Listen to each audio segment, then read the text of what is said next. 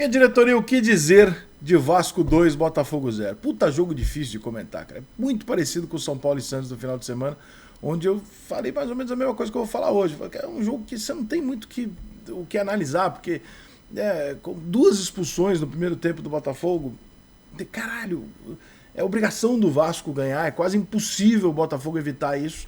E vai acontecer, né? O Barbieri mexeu certo, eu acho que o Botafogo até também conseguiu com as alterações do intervalo, porque quando a gente volta com 0-0 e 2 jogadores a menos, você tem um duelo tático muito interessante. Para quem gosta de olhar a tática do jogo e tal, é muito interessante, né? O que um vai fazer para não tomar o gol e o que o outro vai fazer, o que o outro vai abrir mão defensivamente para fazer o gol. E aí entrou o Nenê, entrou o Eric, saiu o Galarza e o Barros. No time do Botafogo entrou o Danilo Barbosa e o Borges, saiu o Piazon e o Tiguinho Soares. E assim, você não tem muito, né, o que esperar, porque assim, o que o Tiquinho vai fazer, coitado? O Tiquinho vai receber bola? Não vai receber bola. Então, né, o Piazon mais aberto para ele. Eu nem gosto tanto do Piazon aberto pela direita, porque eu tenho muito dele a memória de quando ele começou no São Paulo, de quando ele jogava no São Paulo. Eu gosto dele mais de meia, mas enfim. Acho que o Botafogo resistiu legal dentro do que ele podia fazer e tal. O Vasco fez a obrigação dele, que foi cair para dentro e conseguiu o resultado. O Vasco tem dificuldade 11 contra 11. Tá nítido isso, que o Vasco ainda tem uma dificuldade.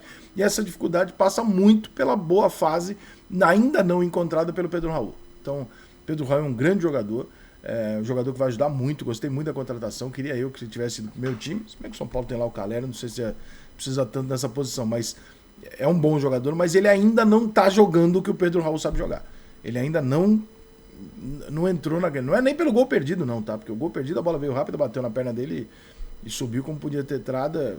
Claro que era para ter feito, mas acontece. Agora, num geral, o Pedro Raul domina a bola melhor do que ele tem dominado, o Pedro Raul se movimenta mais do que ele tem movimentado, dá mais opção do que ele tem dado, finaliza melhor do que ele tem finalizado. Enfim, o Pedro Raul não está jogando ainda tudo aquilo que ele sabe. Por exemplo, com o jogo contra o Fluminense, o que faltou ao Vasco foi um detalhe chamado Germancano, que poderia esse fator ter sido o Pedro Raul, né? Então, nós não temos ainda o Pedro Raul naquele nível. Nós temos um Nenê abaixo, que já perdeu a posição no time. Nós temos um Alex Teixeira acima do que vinha jogando no ano passado. Então nós temos uma perda no meio de campo considerável. Você não poder jogar com o Jair é muito grande a perda. O Jair vinha sendo nos jogos que era o melhor jogador do Vasco. Então a gente consegue olhar para o time do Vasco, jogou também com o terceiro goleiro. Olha e fala assim, temos aqui uma possibilidade de um time ainda 40%, 50% melhor do que esse, tá? De atuação e etc. Então o Vasco está longe do seu limite, mas suficiente para ganhar um adversário com 9 jogadores. Botafogo, coitado, vai falar o que do Botafogo no jogo desse? Aconteceu, perdeu os jogadores e aí você vai falar o quê? Você vai chegar lá e falar, então, mas porra, vamos cobrar dos caras. Não tem o que fazer, entendeu? São 8 jogos, 16 pontos, está fazendo o papel dele dentro do Campeonato Carioca, está se classificando.